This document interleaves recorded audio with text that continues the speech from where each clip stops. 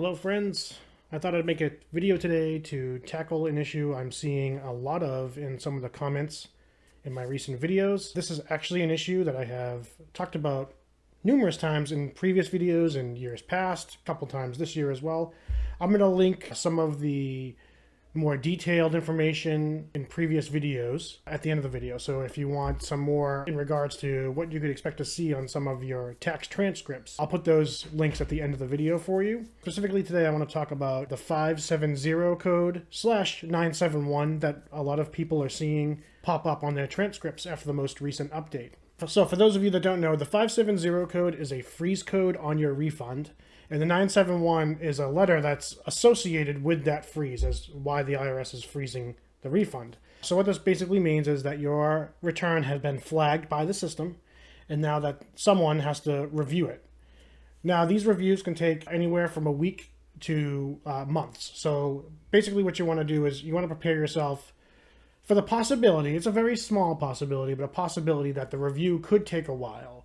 But in most cases, these 570 freezes resolve themselves fairly quickly.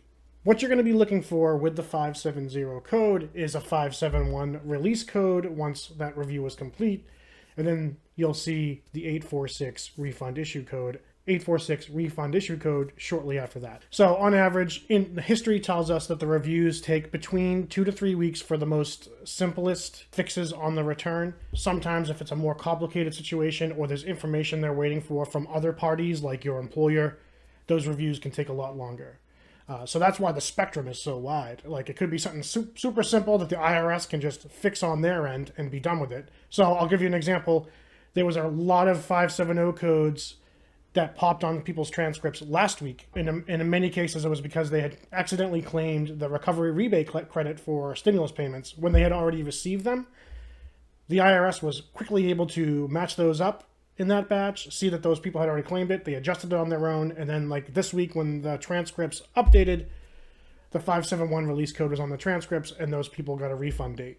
So for something simple that the IRS can just verify within its own records, it can be fairly quick. Other things that might take a little bit longer could be the identity verification. So in that case, you'd be getting sent a letter saying you need to verify your identity. And once you do that, once you call that number, identify yourself, do the verification with the rep over the phone, typically within a week, that next batch update that occurs that following Friday, you would see the release code on your transcript.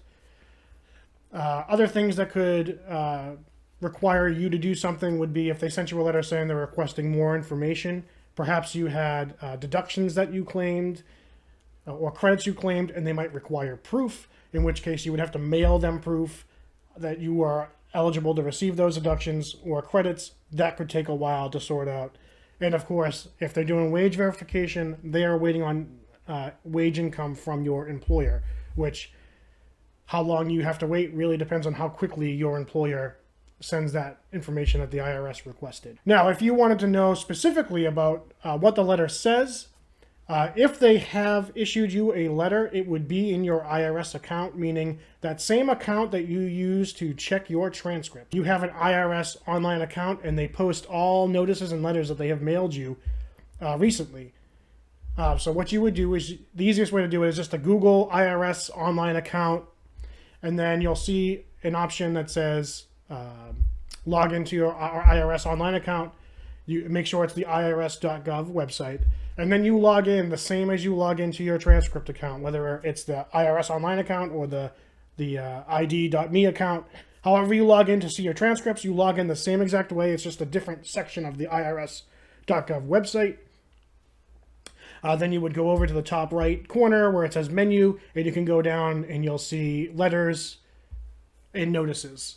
And any letters or notices that they've sent you recently would be in there. So if they've sent you a letter about this 570 code yet, it would be in there. Sometimes the 570 code resolves itself before you even get a letter because it's something that they could easily fix on their end. Sometimes they don't even send a letter because of that. You'll notice a lot of times that letter is posted a few weeks in advance. That's like the internal deadline that the system gives itself to send you that letter. So oftentimes if it's completed whatever it needed to do on that, whatever review needed to be done is complete before that letter even gets sent, then they'll just not even bother sending you the letter. So it could be a week or two. It could be, worst case scenarios, months if more information is needed from somebody else other than you.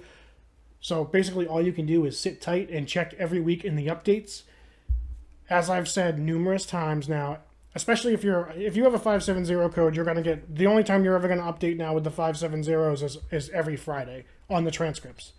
You'll only ever see an update on the 570. You're going to get updates with the weekly batch updates. That gives them more time to resolve whatever the issue is. So every week you'd want to be checking on Friday to see if that 571 release code has posted yet. Which means once you get that release code and you get that 846 refund issue code, you'd be looking for that Saturday morning, where's my refund update? Okay, so hopefully that solves hopefully that answers the questions for people that had questions about the 570 code. As I said, I am going to be linking some more detailed videos about the 570 code and transcripts specifically. So if there's any other codes you might have questions about, you can check out some of my other videos in the tax resources playlist. Have a great day, everybody, and we'll see you later in the week.